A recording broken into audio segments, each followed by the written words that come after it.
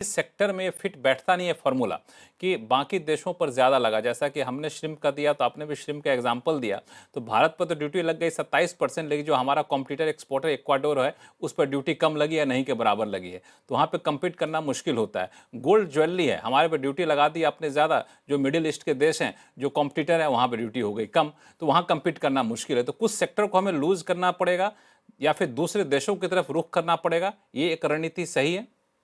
हाँ, नहीं, बिल्कुल ठीक बात कह रहे हैं आप। और जिन क्षेत्र में हमारे को फ़ायदा है, जैसे कि आपने कहा फार्मास्यूटिकल्स में, जिसमें हमारी एक बहुत अच्छी उसमें हमारी पहुँच है, उसमें एक कैपेसिटी है यूएस मार्केट में, तो उसमें हमें बाकी देशों की जगह हमें उसको बढ़ाना चाहिए। और दूसरी चीज़ ये भी है लक्ष्मण कि हमारा पूरा जो निर्यात है, वो बहुत ही खुदरा निर्यात हो गया है। बहुत बिल्कुल इतना डाइवर्सिफ़ाइड है, कोई भी बड़े सेक्टर कहीं भी ऐसा नहीं है कि जिसमें कि हम अंतर्राष्ट्रीय व्यापार का एक बड़ा हिस्सा बन के उभरे हों।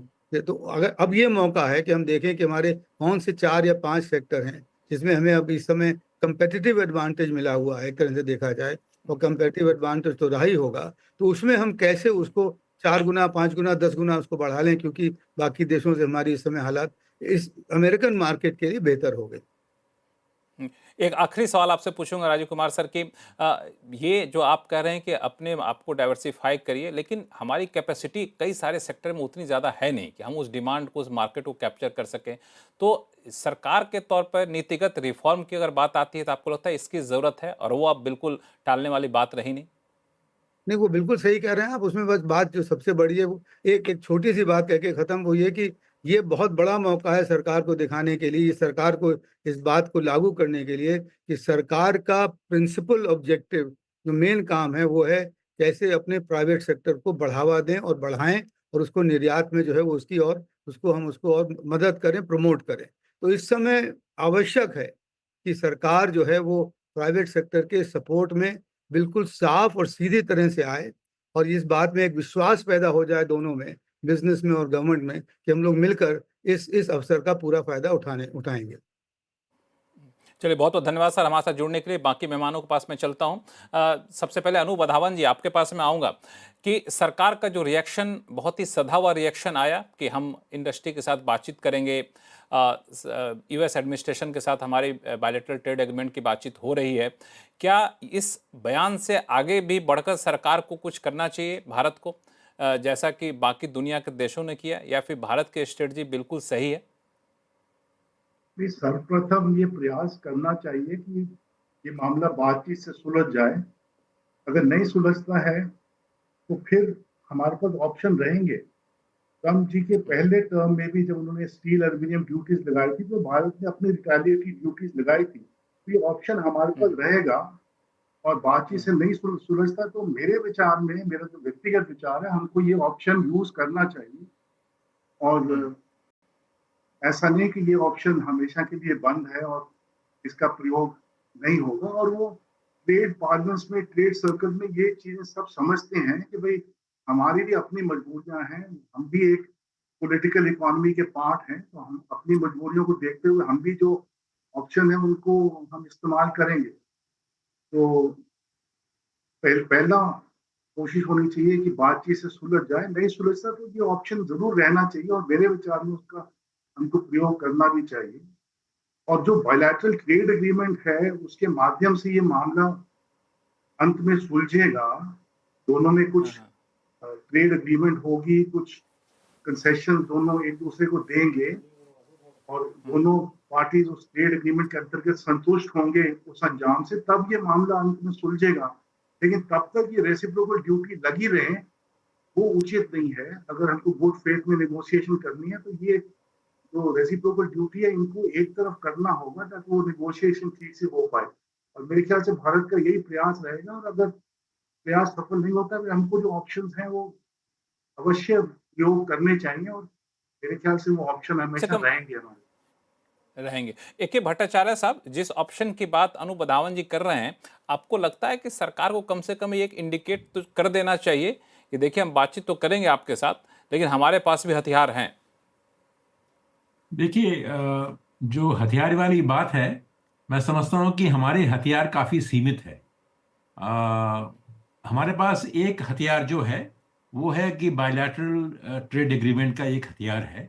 उसका पूरी नहीं, तरह वहां से भी तो आपको अपना हथियार डालना पड़ेगा, कुछ हद तक उसका अपना भी भी हथियार उसमें भी डालना पड़ेगा वहां। हाँ एकदम। और मैं समझता हूँ कि बायलैटरल ट्रेड एग्रीमेंट एक हथियार की तरह इस्तेमाल करना चाहिए। और मुझे एक एक दो डर हैं इससे, ये जो जो हुआ है। देखिए, जो ट्रम्प साहब ने जो किया था रेसिप्रोकल टैरिफ का, उसमें एक मैं समझता हूँ कि इसमें एक हमारे लिए, देश के लिए एक मौका मैं समझ रहा था मैं। पर जिस तरह से ये reciprocal tariff, kind tariff, discounted tariff उन्होंने इस्तेमाल किया है, उससे मुझे लग रहा है कि क्योंकि हम लोग कह रहे हैं, राजीव जी ने भी कहा कि हमारा जो टैरिफ वो बांग्लादेश से कम है, चाइना से कम है, वियतनाम से कम है, इंडोनेशिया से कम है, तो हमारी कॉम्पिटिटिव एडवांटेज शायद ज्यादा होगी।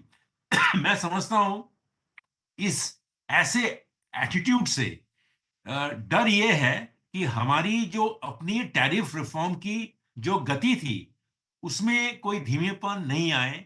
क्योंकि जो ट्रंप साहब की बदौलत मैं समझता हूं हमारी देश की जो अप्रोच टैरिफ की तरफ थी, उसमें एक पॉजिटिव एक अप्रोच आया था, पॉजिटिव टर्न आया था। जो 2017 के बाद जो हम टैरिफ बढ़ाने की कोशिश कर रहे थे, उसमें रोक आने की एक एक एक एक गुंजाइश थी, एक स्कोप था, एक अपॉर्चुनिटी था।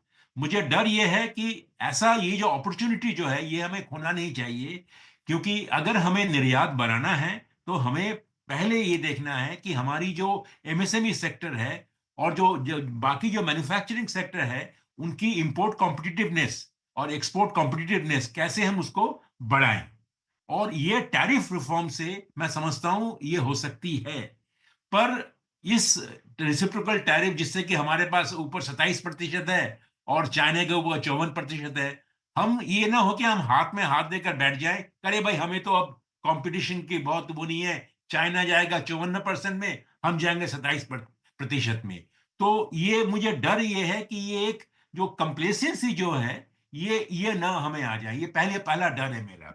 और दूसरा डर ये है कि जो जी। जो आपने जो वियतनाम की बात की, इंडोनेशिया की बात की, बांग्लादेश की बात की, उनके अगर टैरिफ उनकी ज्यादा है, तो मैं समझता हूं उनकी जो सरकारें जो हैं वो इस बारे में चिंतित होंगी।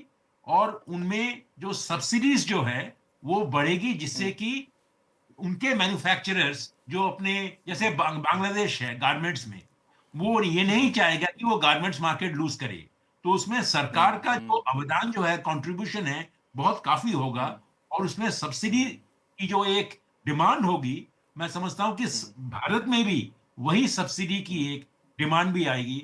और उसको हमें एक मैच्योर और प्रैक्टिकल तरीके से इस चीज को हमें टैकल करना है। बोथ सब्सिडी की डिमांड और एक टैरिफ रिडक्शन की जरूरत है। दोनों चीज को हमें पूरी करनी पड़ेगी। अगर हम नहीं करेंगे और बायलैटरल इन्वेस्टमेंट रेट को अगर हम आगे बात नहीं करेंगे, यूरोप के साथ अगर हमारा रिश्ता अच्छी तरह से नहीं बढ़ाएंगे, मैं समझता हूं कि ये मौका मौका नहीं रहेगा। ये और भी समस्या और भी जटिल बन सकता है।